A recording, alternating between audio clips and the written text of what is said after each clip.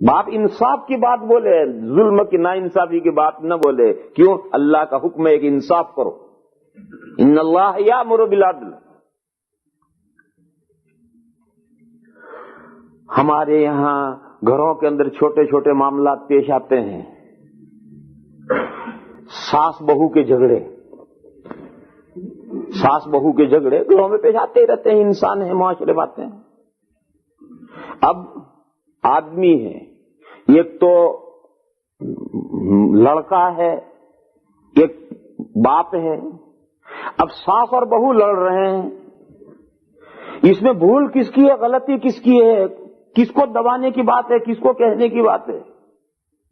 لڑکا اپنی بیوی کی رسی کھینچے گا اور باپ اپنی بیوی کی رسی کھینچے گا.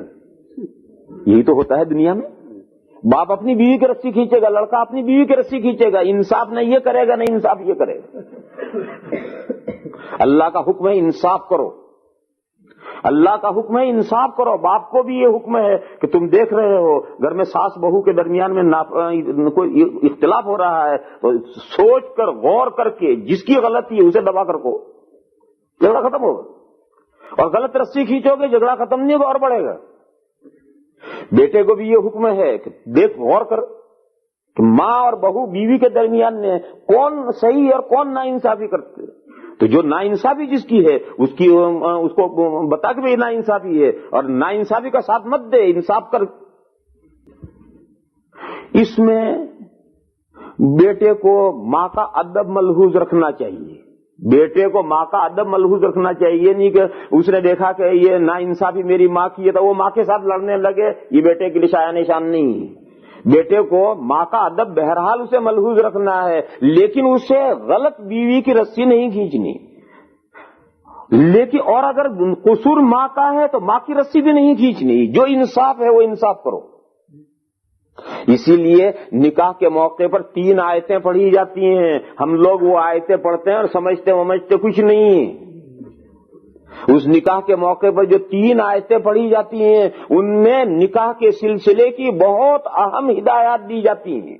مگر ہماری بدقسمتی ہے کہ ہم قرآن کریم کو سمجھتے نہیں ہیں اور سمجھنا چاہتے بھی نہیں. سمجھنا چاہتے بھی نہیں ہیں. ورنہ 5 سال کے اندر دنیا کی ہر لینگویج اپنی دنیا کی ضرورت کے لیے آدمی سیکھ لیتا ہے. دنیا کی کوئی لینگویج ہو اپنی دنیا کی ضرورت کے لیے 5 سال میں سیکھ لیتا ہے. اور 100 سال بھی زندہ رہے تو قرآن نہیں سمجھ سکتا. کیوں؟ اسے سمجھنا ہی نہیں. تو یہ ہماری بدقسمتی ہے کہ ہم ان ہدایات کو نہیں سمجھتے. ہم نے ایک رسم کے طور پر خطبہ پڑھ کر وہ 3 آیتیں پڑھ لی، حالانکہ ان 3 آیتوں میں نکاح کے سلسلے کی بہت اہم ہدایات دی جاتی ہیں. ان میں ایک آیت پڑھی جاتی ہے، یا ایھا الذین آمنوا اتقوا اللہ وقولوا قولا سدیدا. اے وہ لوگوں جو ایمان لائے ہو، اللہ سے ڈرو اور درست بات کہو. یہ وہ درست بات. اگر اس ہدایت کو ملحوظ رکھ لیں گھر کے اندر ہر آدمی تو کوئی فیملی پرابلم پیدا ہی نہ ہو. فیملی پرابلم پیدا ہی وہیں سے ہوتا ہے جب نادرست باتیں شروع ہو جاتی ہیں. یا تو خسر نادرست بات کر رہا ہے یا بیٹا نادرست بات کر رہا ہے. اختلاف ساس بہو میں ہے. اب اس ساس بہو کے مسئلے کو اس کو حل کون کرے گا؟ یا تو خسر نادرست بات کہہ رہا ہے یا بیٹا نادرست بات کہہ رہا ہے. جھگڑا بڑھتا چلا جاتا ہے. بیٹا اور بہو میں لڑائی ہو رہی ہے. بیٹا اور بہو میں لڑائی ہو رہی ہے. اس میں ماں باپ کا یہ فریضہ ہے، ماں باپ کا یہ فریضہ ہے کہ وہ توجہ رکھیں، غور کر کے جو انصاف کی بات ہے وہ کہیں. اگر اس میں نا انصافی کی بات کہیں گے جھگڑا بڑھتا چلا جائے گا اور جب جھگڑا بڑھتا بڑھتا طلاق پر نوبت پہنچے گی. تو یہ ہدایت دی جاتی ہے کہ اے وہ لوگوں جو ایمان لائے ہو اللہ سے ڈرو اور درست بات کو وقولوا قولا سدیدا. اور فائدہ بتلا ہے، یصلح لکم اعمالکم. درست بات کہو گے تو اللہ تمہارے کاموں کو سنوار دیں گے. ویغفر لکم ذنوبکم. اور تھوڑی بہت جو کوتاہیاں ہو گئی اسے اللہ معاف کر دیں گے. کتنا بڑا فائدہ ہے. مگر ہم اس ہدایت کو سمجھتے ہی نہیں ہیں. اور یہ تو دنیا میں جھگڑے تو ہوتے ہی ہیں، کوئی معاشرہ اس سے بچتا نہیں ہے، مگر اس جھگڑے کو قابو میں کرنا، انصاف قابو میں کرتا ہے، ظلم قابو میں نہیں کر سکتا، نہ انصافی قابو میں نہیں کر سکتی۔ دو لطیفے سنا ایسے بکواس ہیں لیکن مجلس کا مزہ بدلنے کے لیے۔ یہ یورپ کا، لندن کا، برٹش کا مشہور شاعر گزرا ہے، ڈرامہ نویس شیکسپیئر۔ اس کا قول میں نے ایک جگہ پر پڑھا، اس نے کہا کہ دنیا میں سب سے زیادہ خوش نصیب عورت حضرت حوا تھی، دادی حوا۔ اس نے کہا کہ دنیا میں سب سے زیادہ خوش نصیب عورت دادی حوا تھی۔ تو اس لوگوں نے پوچھا کیوں؟ کہا ان کی ساس نہیں تھی۔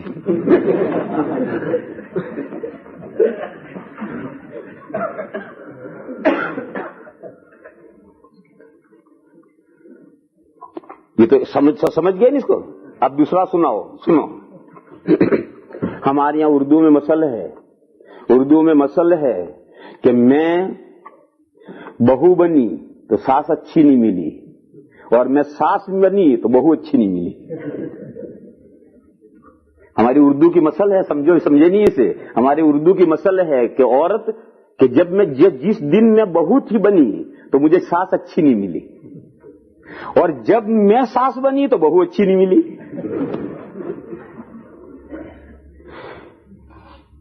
پہلے مقولے سے معلوم ہوا کہ ساری فساد کی جڑ ساس ہے، دوسرے مقولے سے معلوم ہوا کہ نہیں، سارے فساد کی جڑ یہ بہو ہے۔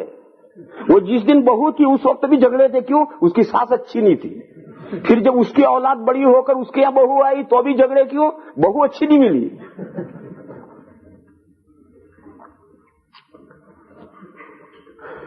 تو یہ سب تو ایسے بکواس ہے لوگوں کے، لیکن دنیا میں سب ہو رہا ہے۔ قرآن حدیث نے یہ بتایا کہ یہ پرابلمز ہیں، فیملی پرابلمز، اس پر قابو پا سکتے ہو انصاف کے ذریعے سے، نا انصافی کے ذریعے سے اس پر قابو نہیں پا سکتے ہو۔ انصاف کرو، اللہ کا حکم ہے انصاف کرو۔ یہ میں چھوٹی چھوٹی مثالیں دے رہا ہوں۔ باس نوکر کی کوئی مثال لے لو، باس نوکر کی، سیٹھ اور نوکر کی مثال لے لو۔ سیٹھ اور نوکر کے درمیان میں شاندار معاملے کب رہیں گے؟ جب انصاف ہو۔ اور سیٹھ نوکر کا انصاف بتاؤں کیسے ہوتا ہے؟ جب حضرت فاروق اعظم رضی اللہ تعالی عنہ پہلی مرتبہ شام تشریف لے گئے ہیں تو حضرت کے پاس سواری میں ایک اونٹ تھا فقط، اور مدینہ سے شام تک ایک اونٹ پر سفر کیا ہے، اور مسافر دو تھے، ایک حضرت تھے اور ایک حضرت کا غلام تھا۔ دیکھو اب سفر کی شان سے ہوتا ہے، اونٹ پر دو آدمی بیٹھ سکتے ہیں،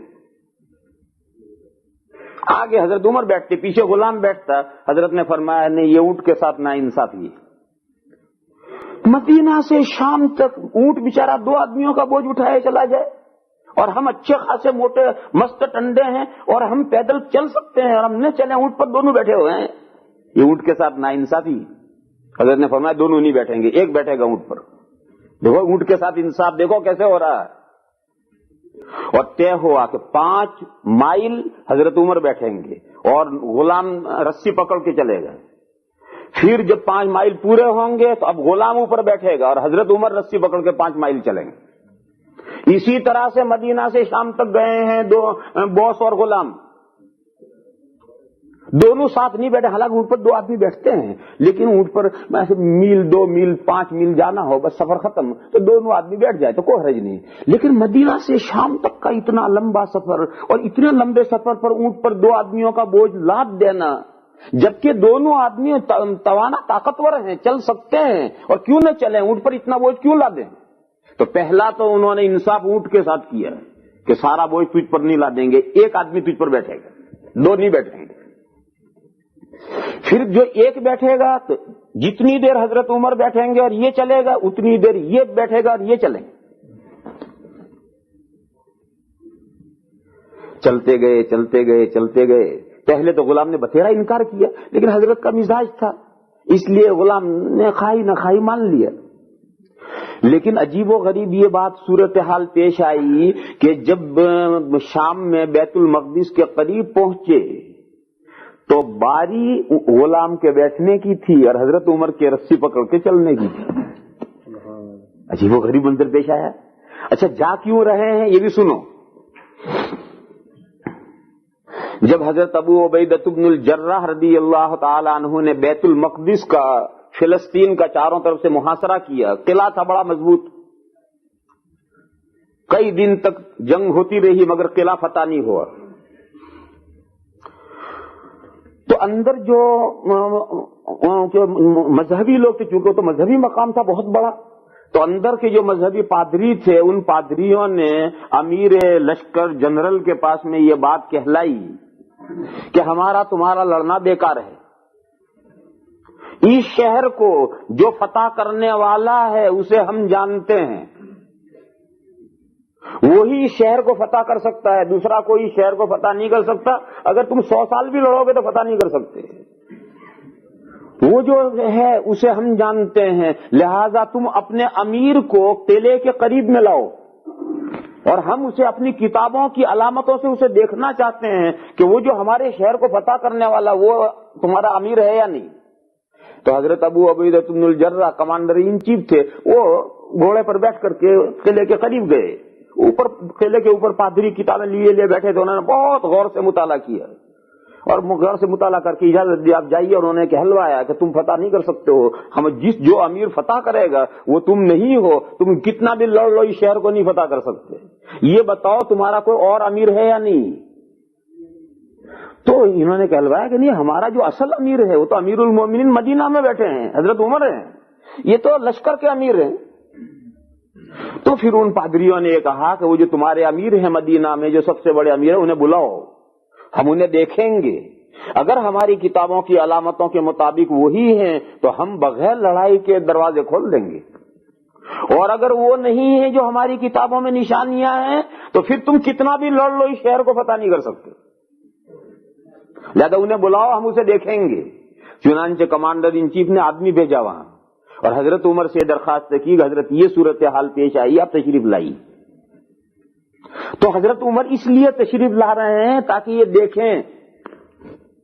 اب اتفاق ایسا کہ جب یہ بیت المقدس کے قریب پہنچنا ہے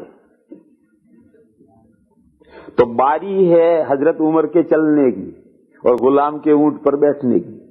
عجیب و غریب نازک صورتحال پیش آ گئی. غلام نے ہاتھ جوڑے، بتیری منت سماجت کی اور یہ کہا کہ حضرت اب میرا بیٹھنا اور آپ کا چلنا یہ بہت نامناسب بات ہے، اب تھوڑی سی بات ہے، آپ تشریف رکھیں میں چلوں. فرمایا تو مجھ سے زیادہ کوئی طاقتور تھوڑی ہی ہے اور میں تجھ سے زیادہ کمزور تھوڑی ہوں. میں تجھ سے کمزور ہوتا تو اوپر بیٹھتا اور تو مجھ سے طاقتور ہوتا تو چلتا. تیری اور میری طاقت ایک جیسی ہے، لہذا تو اپنی باری پر اوپر بیٹھ، میں اپنا نکل پکڑ کے چلوں گا. چنانچہ نکیل پکڑ کر چلتے چلتے چلتے چلتے چلتے جب قلعے کے قریب پہنچے ہیں تو اوپر سے تیار بیٹھے تھے، تو انہوں نے اوپر سے صرف اتنا ہی پوچھا، غور کر کے دیکھا منظر اور یہ کہا کہ تم دو میں سے امیر کون ہے، اونٹ پر بیٹھا ہوا یا نیچے نکیل پکڑا ہوا؟ تو بتایا گیا کہ یہ نکیل پکڑ کے جو چل رہے ہیں یہ امیر المومنین ہیں. انہوں نے اسی وقت قلعے کے سب دروازے کھلوا دیے، بیت المقدس کے تمام دروازے انہوں نے اسی وقت کھلوا دیے ہیں اور کوئی جنگ وہاں نہیں ہوئی. اور انہوں نے کہا کہ یہی امیر ہے جو ہمارے اس شہر کو فتح کرے گا. اور حضرت عمر اسی حال میں اندر تشریف لے گئے ہیں اور اندر جو ان کا سب سے بڑا چرچ تھا اس چرچ پر پہنچے چلتے چلتے تو نماز کا وقت ہوا. تو اب نماز پڑھنی ہے، نماز کا ٹائم ہو گیا. تو ان پادریوں نے درخواست کی کہ امیر المومنین سے کہ آپ یہاں نماز پڑھ لیں. حضرت عمر نے فرمایا نہیں، میں یہاں نماز پڑھوں گا، مسلمان یہاں اپنے حق کا دعویٰ کر لیں گے. لہذا اس چرچ سے ہٹ کر جہاں کوڑی ڈالی جاتی تھی سب وہاں ایسی جگہ تھی، وہ جگہ صاف کروائی اور جگہ صاف کروا کر کے حضرت عمر نے وہاں نماز پڑھی. وہ جہاں حضرت عمر نے نماز پڑھی تھی وہاں اس وقت مسجد عمر بنی ہوئی ہے. وہ چرچ الگ ہے اور وہ مسجد عمر وہاں بنی ہوئی ہے. اس چرچ میں ان کی درخواست اور ریکویسٹ کے باوجود حضرت عمر نے نماز نہیں پڑھی کہ میں یہاں نماز پڑھوں گا، مسلمان دعویٰ کر لیں گے ہمارے امیر نے نماز پڑھی. تو کوڑی کی جگہ پر جا کر نماز پڑھی اور وہیں مسجد بعد میں بنی.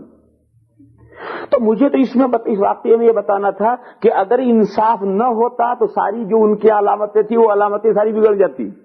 ان کی علامت یہ تھی کہ جو اس شہر کا فتح کرنے والا امیر ہے وہ اس حال میں آئے گا کہ اس کا غلام اونٹ پر بیٹھا ہوگا اور وہ نکیل پکڑ چل رہا ہوگا. دیکھو اس ایک انصاف نے سارا مسئلہ آگے حل کر دیا. اور اگر وہاں نا انصافی ہو جاتی کہ چلو بھائی ٹھیک ہے اب قریب آ گیا شہر, چل غلام تو چل لے میں اوپر بیٹھتا ہوں, تو سارا مسئلہ ہی بگڑ جاتا ہے.